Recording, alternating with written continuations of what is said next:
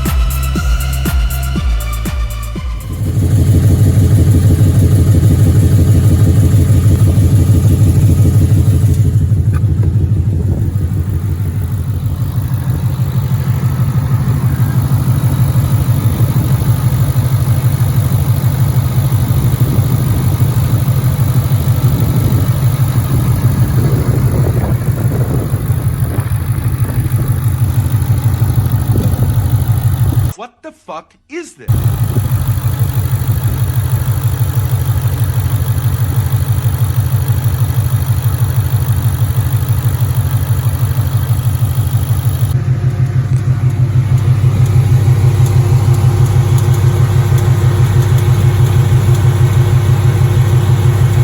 What the fuck are you doing here, you fucker?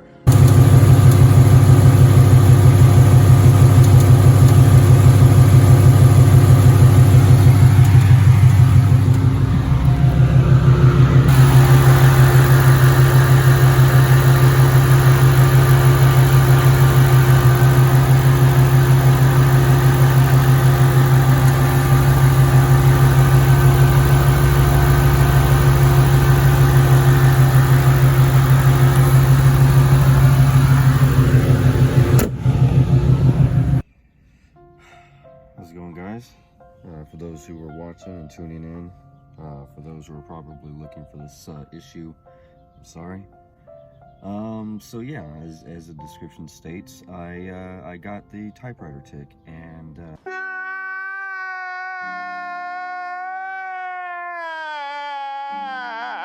just like everybody else, it happens right after an oil change. And you know, looking more into it, and I think even asking a Ford dealer, yeah, they're not going to do anything. They're not going to look at it. They're not going to tear the engine down to make sure. It's not one of the few cases where it is piston slap, and it does cause scarring and issues within the motor and the cylinder walls, and you end up, you know, and having to either replace it or get a new car. So I'm doing what I can with it. Performance-wise, after I got the headers installed and the injectors, it just wasn't running smooth anymore. It wasn't running right. Took it to the shop the other day, and they couldn't find anything wrong, even though it wasn't driving right on the way there. It wasn't driving right all day before that. Anyway, for the tick is concerned, that's what we're going to focus on today. Looking at the forums and what other people have done, they all use this liqumolly.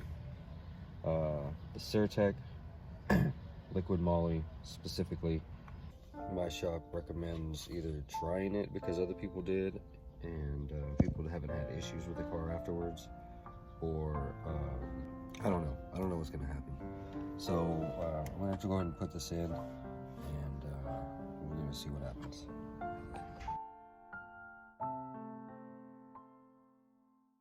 Alright guys, I put the additive in. I didn't really need to film that. You just put it, you know, in your, where you put your engine oil. I just drove it to the gas station, and it still drives rough, but it is the first drive of the morning. I never really did that before, so I don't know what the heck that is. I don't know. Still feels like there's a vac leak somewhere, or something's just not getting enough power to run this thing right. It may be an electrical thing. I don't know. I do have corrosion on my battery.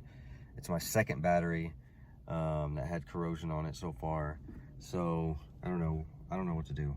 Anyway, I'm gonna put some gas in, regular pump gas. I'm not using E85 right now, just to make sure it's not my O2 sensors. And hopefully we get rid of this tick. We're gonna figure that out. Okay, that Burger King. You usually hear that tick off these walls. I hear nothing. I heard no tick. Just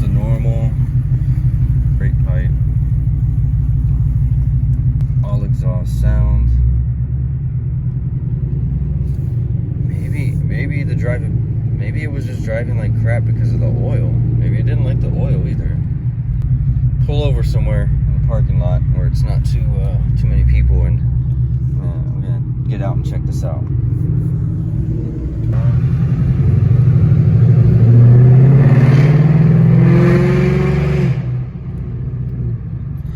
All kinds of loud, but I'm not really going anywhere.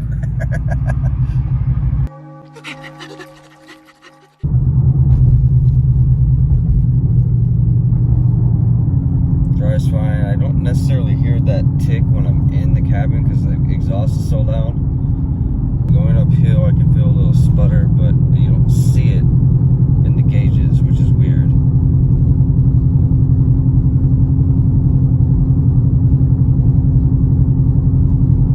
And I'm not near a shift point. This is exactly around the point where I used to have my hesitation. Anywhere between 1300 to 1600 RPM. So it's just a document now. I'm just documenting everything.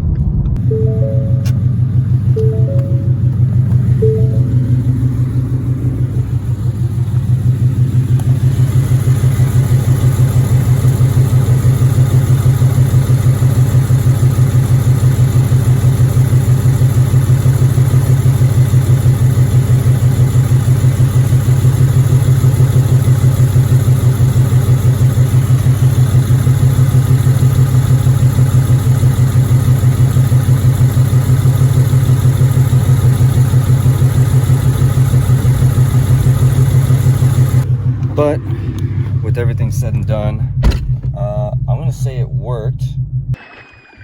That was a close one.